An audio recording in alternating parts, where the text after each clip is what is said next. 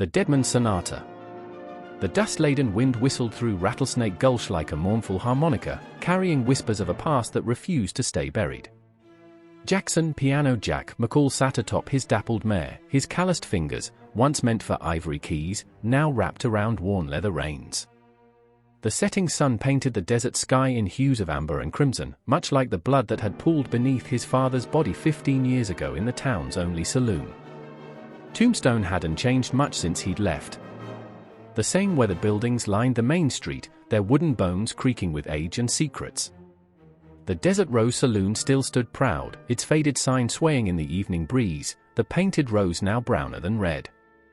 Mighty long ride from San Francisco, old Tom Wheeler called out from his post outside the general store, tobacco juice staining his gray beard. Heard you was marking quite the name for yourself back there, Piano Jack. Playing for them high society folks. Jack tipped his black Stetson, dust cascading from its brim. Time comes when a man's got to face his past, Tom.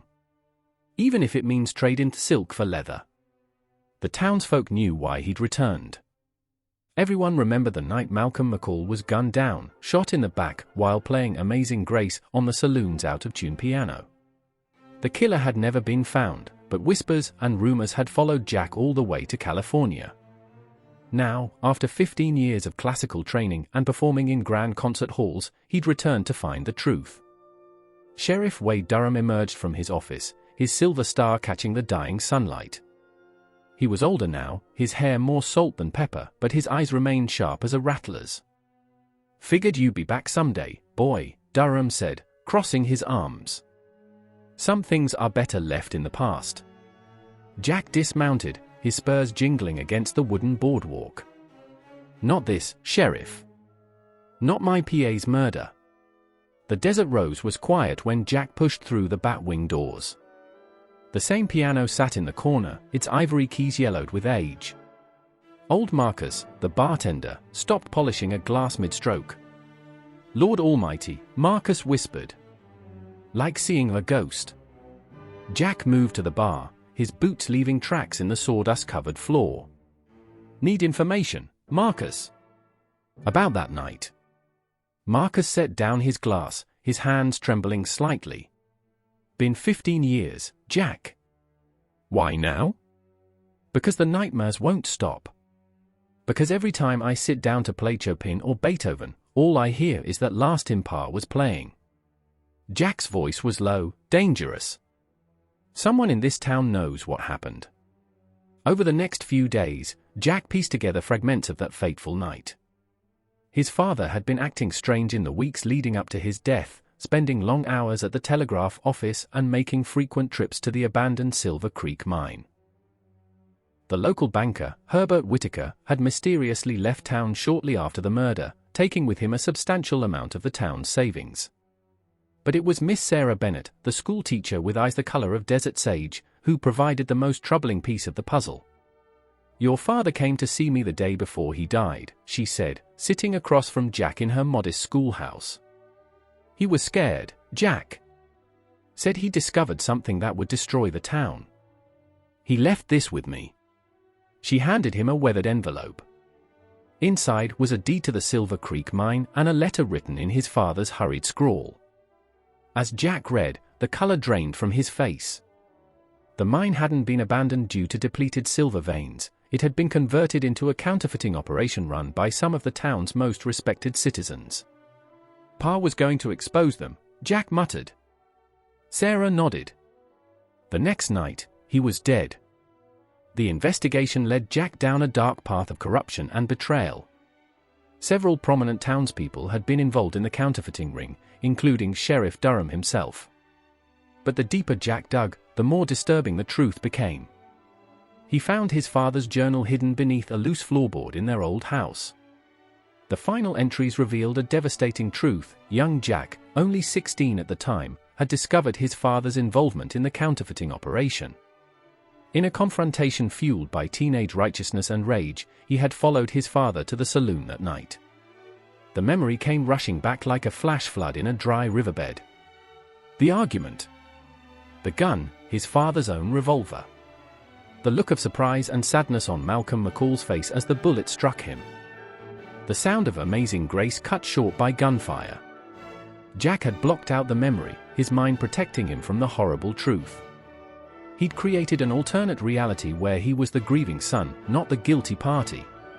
His pursuit of music in San Francisco hadn't just been about escaping, it had been about creating a new identity, one untainted by the past. Sheriff Durham found him sitting at the old piano in the Desert Rose, playing his father's favorite hymn. "I remember now," Jack said without turning around. "I killed him." Durham sighed heavily. "We all knew, son. Your mind couldn't handle it, so you forgot. We figured it was better that way. Your pa, he wasn't the man you thought he was. He was going to turn himself in, take the whole operation down with him. Would have destroyed half the families in town." Jack's fingers continued moving across the keys, the melancholy notes filling the empty saloon. "And you let me leave. Let me believe someone else had done it. You were just a boy, trying to do what you thought was right. Malcolm wouldn't have wanted you to carry that burden." The music stopped abruptly. "But I did carry it, Sheriff. Every day for 15 years. Just didn't know what I was carrying." In the days that followed, Jack worked with Sarah to expose the counterfeiting operation. The truth about his father's death remained between him and Durham. Some secrets, they decided, were better left buried in the desert sand. Before leaving Tombstone for the last time, Jack visited his father's grave. He placed his hands on the weathered headstone, feeling the rough texture beneath his fingers like piano keys from another life. "I'm sorry, Pa," he whispered. "For everything." Sarah found him there as the sun was setting. "Will you go back to San Francisco?" she asked. Jack shook his head. "Can't play for them fancy folks anymore. My hands, they don't belong on ivory keys now." He looked at his calloused fingers, scarred from years of trying to wash away a guilt he couldn't remember. "Thought coming back here would give me peace. Instead, it gave me truth. Reckon that's worth more." "Truth's like a rattlesnake," Sarah said softly. "Sometimes it bites, but at least you know what you're dealing with." Jack mounted his horse, taking one last look at the town that had held his past hostage for so long. The setting sun painted Tombstone in shades of gold and shadow, much like the keys of a piano, black and white, truth and lies, redemption and guilt. "Where will you go?"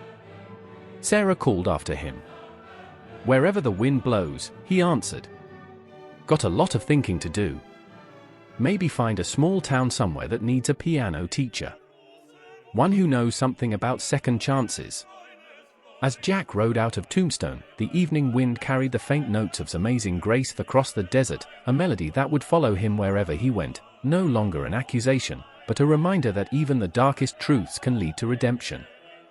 The townsfolk still talk about Piano Jack McCall, the man who came looking for a killer and found himself.